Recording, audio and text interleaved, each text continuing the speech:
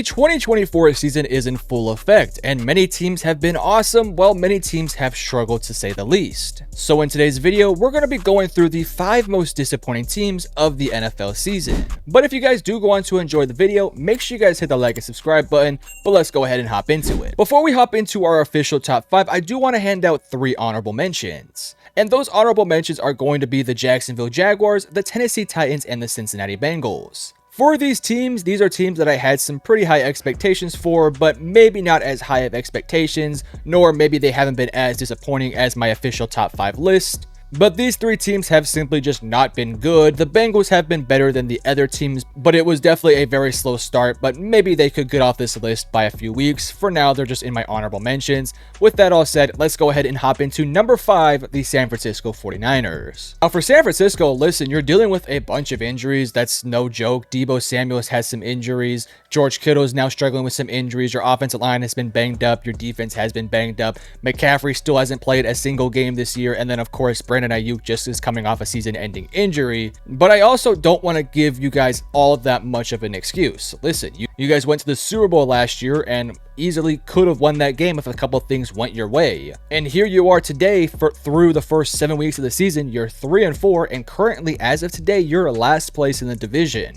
Now, yes, I do think the 49ers will be able to turn around their season, but I'm also starting to begin to be a little worried about this team. They simply just don't feel connected right now. The offense isn't flowing like it usually has. Same thing with the defense. The talent is still on this team, even despite the injuries, but it feels like this team is just missing something and things just aren't going their way. It feels like now that you have to rely a little bit more on Brock Purdy and not necessarily rely on the ultra talented megastars like McCaffrey, Ayuk, and Deebo and all these other guys, it feels like the offense isn't really playing that well. I don't want to put all of the blame on Brock Purdy because at the end of the day, I don't think Brock Purdy is the type of quarterback that can lead a struggling offense to success.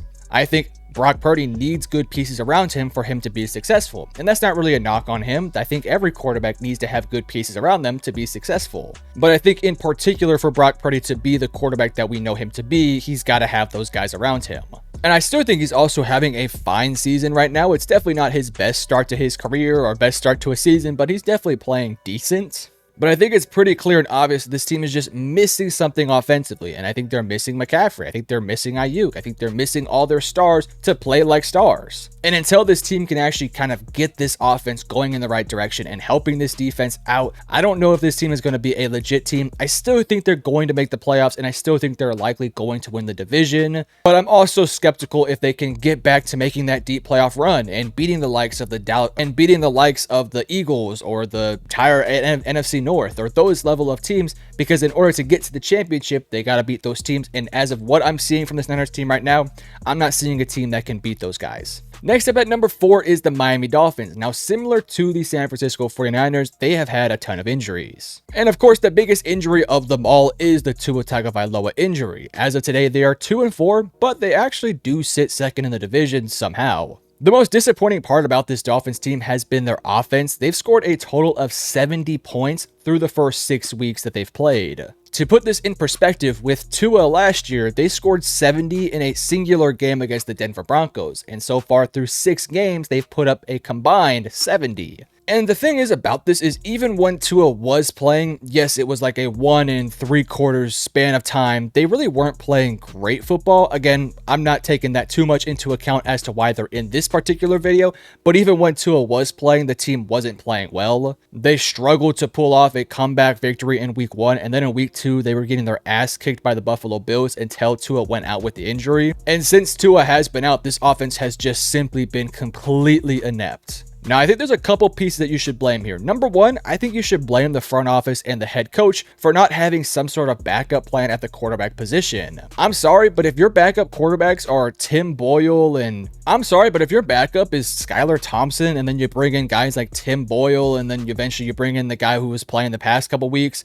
yeah, you're not going to have success because those guys aren't good quarterbacks. I get it that this is a complicated system, that you need a quarterback who has some anticipation and has some, skills that Tua has, but you're telling me that you couldn't have found anybody out there that could play at a decent level? Like, there's some good backup quarterbacks out there. Sam Darnold was somebody who was brought in for the Minnesota Vikings to maybe be a backup quarterback, and he's playing great. You could have went out there and signed a Jacoby Brissett or a Joe Flacco or a Cooper Rush or something like that, because what they have now simply has not been good enough. And again, you sit here now and you're 2-4. Yes, you're second in the division, but it doesn't matter. The Bills are going to win the division. But barring Tua coming in and just playing lights out for the final stretch of the season, I don't think this team is going to be able to make the playoffs. Because in my opinion, to make the playoffs in this new 7 playoff seeds standings, I think you're going to have to find a way to win like 10, 11 games.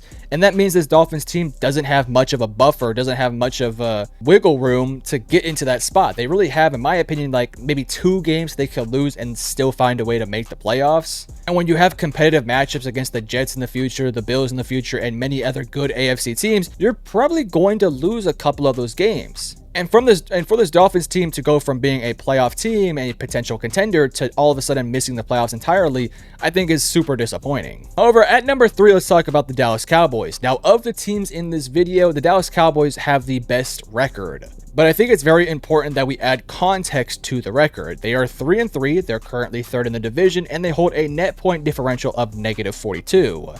And again, they're 3-3, so why are they in this video? That's not a bad record. Well, their 3 victories are against the New York Giants, the Cleveland Browns, and the Pittsburgh Steelers. And their 3 losses are to the Detroit Lions, the New Orleans Saints, and the Baltimore Ravens. And in those 3 losses, each of those games were basically blowouts. I know the Ravens game looks like it was close, but it really wasn't. And in their 3 victories, they struggled to pull off a victory against the Giants. And in that Steelers game, let's just face it, the Dallas Cowboys beat up on Justin Fields, who isn't a great quarterback right now. I'm sorry, but if that Steelers team that is currently out there, from what I've seen the past couple weeks with Russell Wilson, I think they beat the Dallas Cowboys. And for this Cowboys team, I think the thing that's been most disappointing has been the level of play that we expect from them. They just simply haven't hit. Kind of like the San Francisco 49ers, where the team has the talent, they have the pieces, but they're just not playing connected or not playing well. However, I will say I don't think Dallas has the same level of pieces as the 49ers, because I think this Cowboys team is incredibly flawed, but they have enough pieces to at least be a good team. Like, despite the injuries, you still have Dak Prescott, you still have Trevon Diggs, you still have Tyler Smith and CeeDee Lamb and Jake Ferguson and Brandon Cooks. And sure, the team isn't fantastically built. Again, we'll go into some of their big issues, but in my opinion, there's still enough pieces to at least be a competitive 3-3 team. Because yes, I know they're 3-3, but again, those 3 losses were 3 just massive, embarrassing blowouts.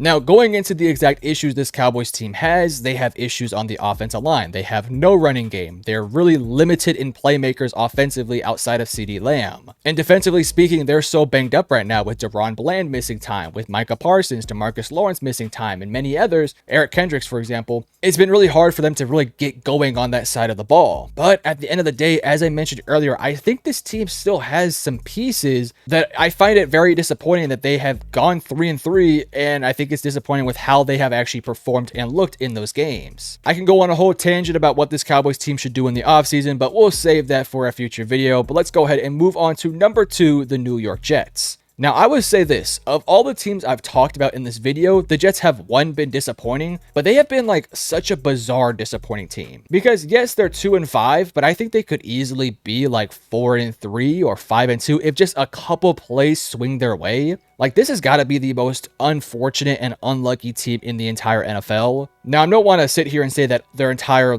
reason why they've been disappointing is because of just bad luck. That's just simply not true. They've had some bad performances and they need some guys to step up. But I at least do want to throw that in here, that I feel like this team has just been incredibly unfortunate in really bad moments. Like, again, I don't think this team is as bad as what their record says it is. I don't think they're a 2-5 level team. I think that they are a good team that could maybe make the playoffs, because I look at the personnel and I'm like, damn, that's some good pieces and you got a good defense, but it just hasn't been working for them. But what has been the issue for this team? Well, I think there's a couple of things. The offensive line has been inconsistent. The running game has been inconsistent. Garrett Wilson himself has been inconsistent. And even though this defense has some good moments, it's pretty clear they took a small step back from where they were last year. I personally believe that firing Robert Saleh mid-season was a massive mistake. Not because I think Robert Saleh is some incredible coach, but I thought he was a good enough defensive coach, and I thought that, hey, this guy was doing a fine job as the head coach, and I think that he wasn't given a fair opportunity. The good thing thing about this Jets team is I think that Aaron Rodgers is playing fairly well. I would say he's playing like a top 16 quarterback in the league right now. But despite that, you're 2-5 and your chances of making the playoffs are very, very, very limited. As I said with the Dolphins, in order for this Jets team to actually make the playoffs, they're going to have to win the majority of their remaining schedule. And they have some pretty tough matchups ahead, so it's going to be very difficult for them to do so. In my opinion, for them to actually end up making the playoffs, they're going to have to win maybe of the last 10 games remaining. I think they're going to have to win at least 8 or 9 of those games, because I don't know if 10-7 gets you into the playoffs. And for this Jets team, with all the talent that they do have, if they were to actually miss the playoffs, that would be very disappointing for this season. But I do think it is a really realistic thing that might end up happening for this Jets team. However, they are not my number one, because at number one, we'll talk about the Cleveland Browns. Now, the Cleveland Browns have been very disappointing from basically the get-go. The Browns are currently 1-6, and this is coming off a year where they made the playoffs. I think the most disappointing thing about this season was the overall play of the offense. They have been basically just as bad as the Dolphins without Tua. This Browns offense has only scored 109 combined points through 7 weeks. Deshaun Watson got injured in this most recent week, so now they're going to be rolling with Jameis Winston. We'll talk about what I think this team might look like in the future, because I don't think everything is doom and gloom for this offense. Deshaun Watson, simply put, in the first 7 weeks that they played, he was just bad, let's just be honest. I don't want to kick a man while he's down because he is going through an injury, but I don't care. He just isn't a very good quarterback. He doesn't push the ball down the field. He's very, very conservative. And when it comes down to just making high-level throws, he just can't do it. He doesn't read the pocket well. He doesn't read defenses well. He isn't very talented in terms of his arm talent, in my opinion, at this point in the NFL. So I don't know what you do with Deshaun Watson moving forward, but that is just such a bad situation. And defensively speaking, I would actually say they've been fairly disappointing as well. Now, I do want to put some of the blame on the offense. I do think the offense is the biggest reason why this defense hasn't looked good. But for this defense, this is a defense that we thought was a top level defense in the league. Last year, they were ranked number 1 by many other people. And so far this year, they just haven't looked the same. Now, again, I don't really want to put too much blame on the defense because the offense has been so bad and has put this defense in so many bad situations. But I also don't think that this Browns defense has held up their end of the bargain. We all kind of knew that if this Browns team was going to have any sort of success this year, it was going to start and begin with this defense. If this defense went out there and played lights out, then maybe this team could be a playoff team, because ultimately I was under the belief that this Browns offense wasn't going to be good enough, so they were going to have to rely on the defense. And that's kind of what's ended up happening, but this Browns defense just hasn't been good enough. They haven't been bad per se, like they're not bottom 5 in the league or anything, but they need to be like top 5, and they're not currently top 5. So because of that, they're currently 1-6, and now that Jameis Winston is in there, I do think there is some newfound hope on the offensive end, but I still think it's pretty clear and obvious that their season is essentially over. At this point, you're fighting for draft positioning, and I think it would be the smart move for them to somewhat tank to go out there and try and draft a quarterback in next year's draft. I think Cam Ward would be a great fit for this team. But you guys let me know in the comment section below, who did I miss and who did I get right? And if you enjoyed, hit the like and subscribe button, and I love you guys. Peace.